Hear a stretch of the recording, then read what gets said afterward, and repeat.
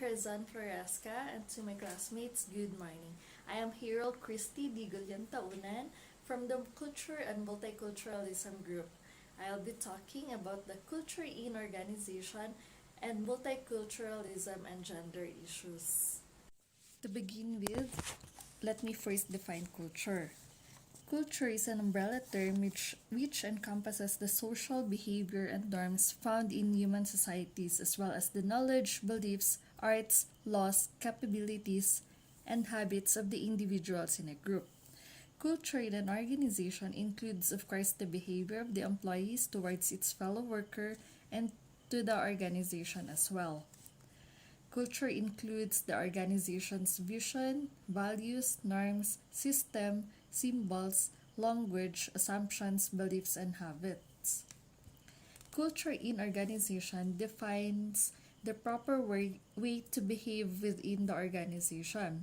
This culture consists of shared beliefs and values established by the leaders and then communicated and reinforced through various strategies, ultimately shaping employees' perception, behaviors, and understanding. Culture plays a big role in the success of the organization.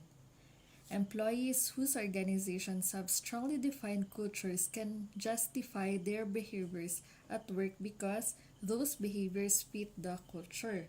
So the executive or the management play an instrumental role in shaping and sustaining organizational culture. If the executives themselves do not fit into an organization's culture, they often fail in their jobs. An employer must begin with a thorough understanding of what culture is in general sense. So, an organization's culture is based on values derived from basic assumptions of human nature, the organization's relationship to its environment, appropriate emotions, and effectiveness. The first practice to develop culture is the effective hiring practices. Next is the onboarding programs, followed by the reward and recognition programs and the performance management programs. We also have the workplace culture differences. First is the person culture and market culture. This is how members of an organization conduct business and treat the employees. Second is the adaptive culture and advocacy culture. This is the extent to which freedom is allowed in decision making, developing new ideas, and personal expression. Another is the power culture, role culture, and hierarchy culture. This is how power and information flow through the organizational hierarchy and system are aspects of power culture, role cultures, and hierarchy cultures. Task culture and clan culture. Organizational culture is not stagnant.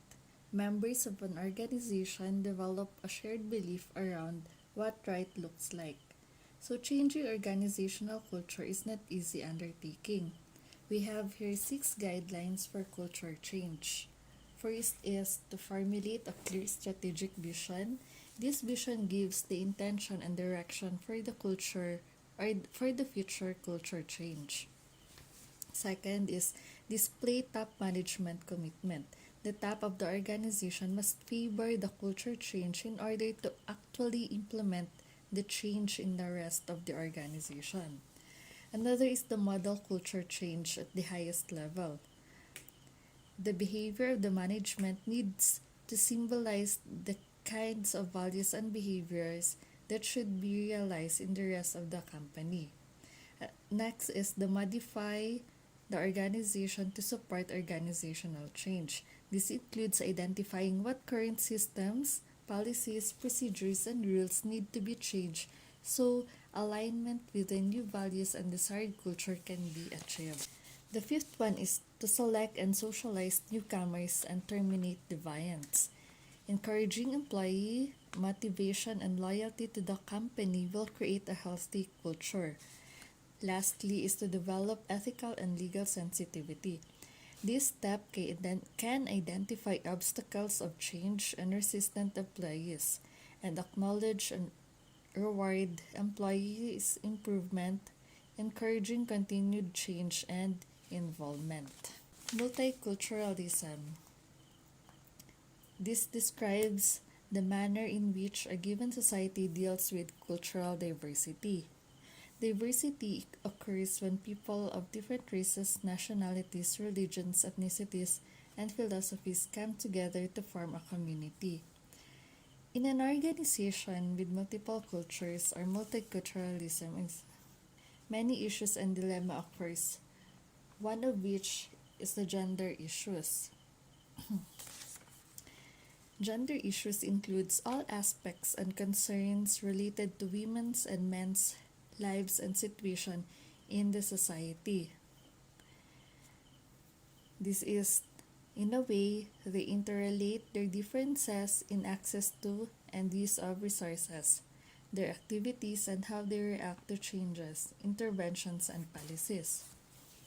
Gender issues usually comes out with the term gender equality. Gender equality refers to equal rights, responsibilities, and opportunities that all persons should enjoy regardless whether one is born male or female. We have here elements included in gender equality. First is equality of opportunity and treatment in employment, equal remuneration for work of equal value, equal access to safe and healthy working environments, and to social security, equality in association and collective bargaining, equality in obtaining meaningful career and development, a balanced between work and home life that is fair to both women and men, equal participation in decision making at all levels. So, we also have here 10 causes of gender equality.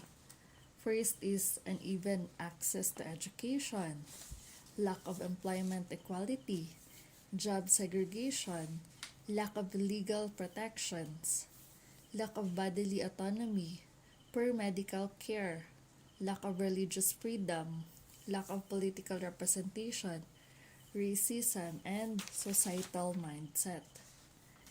We have 5 top issues fueling gender equality in the workplace. First is the unequal pay. Second is sexual harassment. Another is racism. Women are promoted less often than men. Fear of asking to be paid what they're worth. That would be all for my report. Thank you for listening.